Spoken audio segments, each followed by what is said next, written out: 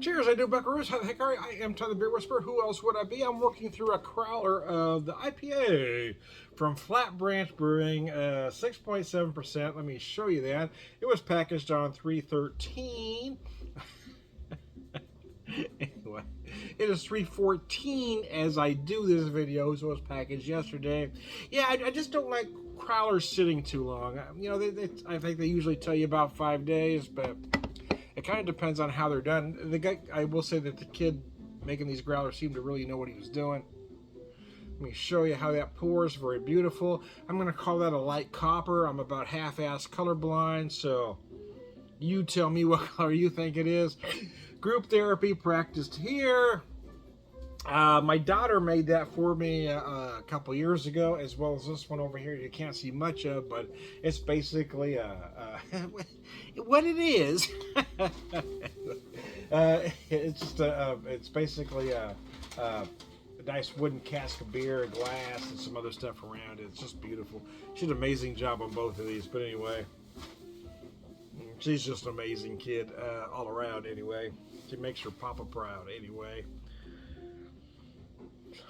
I'll show you how nice that pours out. See how that head sits up there? Kind of an opaque head.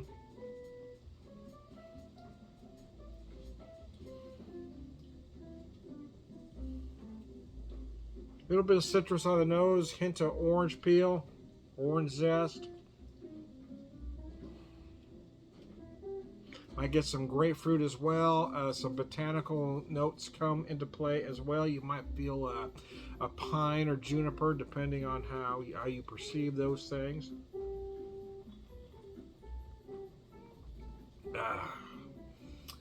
We just got home. We spent 2 days in Columbia, Missouri, so we're going to relax today. We grabbed a quick bite on the way home. But I wanted to do... so while we were in Columbia, though, they have a market called Eat Well. It's an old Lucky's building. Lucky's have gone out of business. But this is owned by the Schnooks, however they pronounce it, corporation. Anyways, basically the same market that Lucky's was, different name. Same gourmet stuff, but they had this great selection of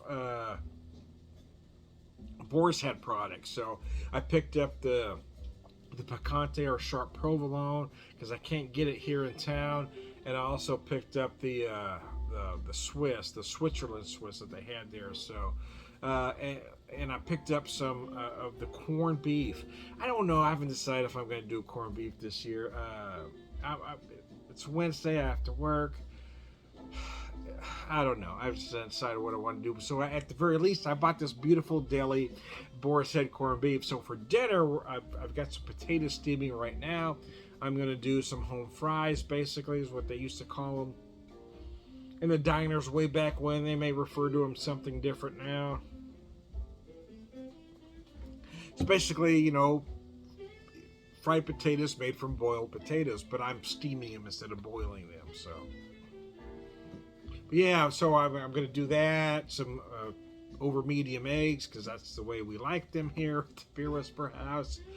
And I'm going to put a nice grill mark, or, you know, a cast iron pan. I'm going to put a nice sear on some of that deli corned beef, just to heat it up a notion.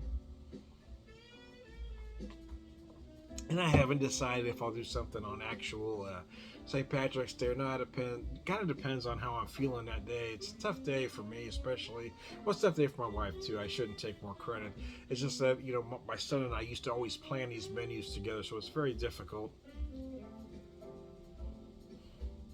But I don't think I'll do cold cannon this year. I'm not even sure if I want to do cabbage, in honesty. Yeah, I don't know. It makes me gassy. But I think I'm going to do some champ instead. Last year I did champ, and I kind of like that. I really love cold cannon, in all honesty. But I kind of like the simplicity of champ, too. So I think I might do some champ this year. The potatoes, cream and chives. Yeah, I just love the simplicity of it all. It's just a beautiful, simple dish.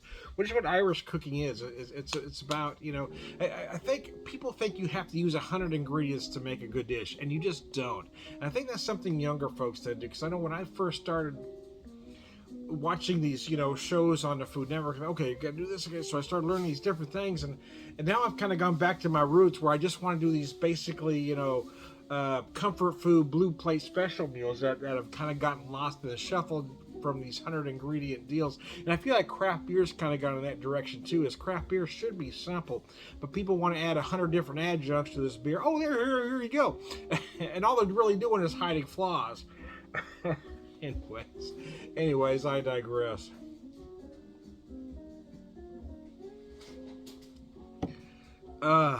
Cheese whiz and bacon.